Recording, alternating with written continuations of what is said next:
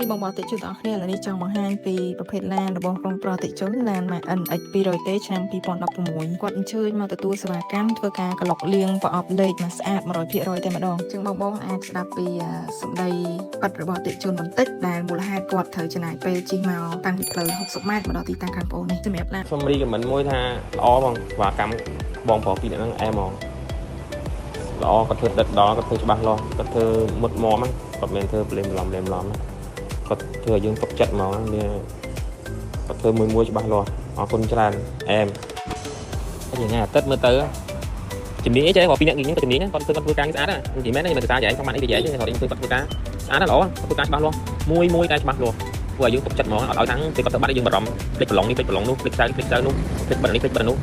ដូរឲ្យអាមសិនជាគាត់ជូតខាងក្នុងស្អាតមកផ្លឹងឲ្យយើងហ្មងយកកណាត់សើមជូតឲ្យយើងមកឆ្ងាញ់ហ្មងមកពេញចិត្តហ្មងមើលគឺគាត់ធ្វើការស្អាតអ្នកខ្លះគេថា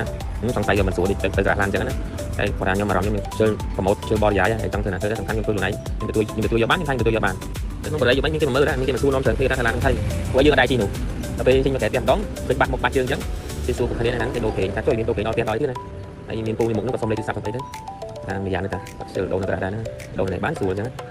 មិនគេសួរមកដល់គ្នាណាថាតែអីបើបងឯងគាត់ថាល្អគាត់ថាមិនល្អតែតែលើយើងតែខ្ញុំអូខេអូតូតិចទៅណាដឹងអែមមិនខ្ញុំយកលុយទៅចោលទាំងរយអត់ប្រយោជន៍ដើម្បីអីដើម្បីឡានខ្ញុំស្អាតឡានខ្ញុំល្អស្រួលជីទៅឆេះមកឆ្មាត់ត្រៀមហ្មងមានទាំងឡានឆេះទេបាញ់ខ្ញុំបីគាត់និយាយថាឡានឆេះមានទាំងឡានឆេះហ្នឹងបាញ់ដូរពីហ្នឹងដូចឲ្យស្ងាត់ហ្មងហ្នឹងឆេះអីចាំមើលថ្ងៃទឹកមើលតែគាត់មកកង់3មែនតែឧបករណ៍ខាងក្នុងកង់3គាត់មកកំ play អត់តប៉ងមួយទេគាត់មានប៉ងយកមកបានដាក់ប៉ងទៀតដូចកាឡានអញ្ចឹងបាញ់ស្អីគាត់មានហ្នឹងមានខុសតប៉ងលើកឡើងមើលដូចមានប៉ងកាឡានបាត់ក្នុងកង់ចឹងបងប្អូនអតិជនទាំងអស់គ្នានេះគឺជាការបង្ហាញផ្ទាល់និងសម្ដីពិតរបស់អតិជនដែលគាត់បានទទួលសេវាកម្មខាងប្អូនហើយគាត់នឹងទទួលអ្វីខ្លះពីសេវាកម្មខាងប្អូនចំណុចដែលគាត់លើកឡើងខាងលើហ្នឹងគឺសិតតែជាចំណុចសំខាន់ដែលអតិជនគាត់តែងតែមានកង្វល់ពីមុនមកថាសម្រាប់សេវាកម្មទៅដល់ទីតាំងអត់ល្អខ្វះបច្ចេកទេសឬក៏ខ្វះឧបករណ៍នេះខ្វះឧបករណ៍នោះចឹងទៅ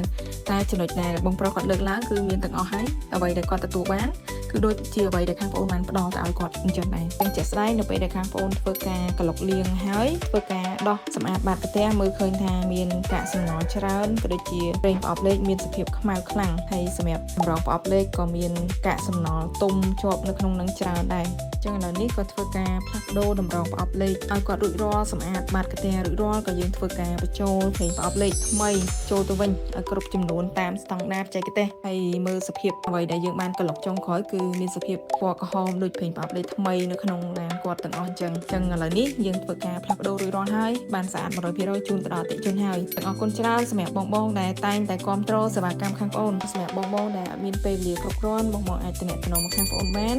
ដើម្បីជាសេវាកម្មទៅដល់ទីតាំងសម្រាប់បងដែលរស់នៅរាជធានីភ្នំពេញនិងពេលវេលានិងសន្សំចៃថវិកាអរគុណច្រើនបើសិនជាបងចូលចិត្តនៅវីដេអូដែលខាងប្អូនបានធ្វើជាមួយនឹងការថែទាំសុខភាពឡានជាមួយនឹងបច្ចេកទេសសេវាកម្មបងអាចជួយ follow page Nika Auto Maintenance មួយផងណាអរគុណច្រើនសូមជម្រាបលា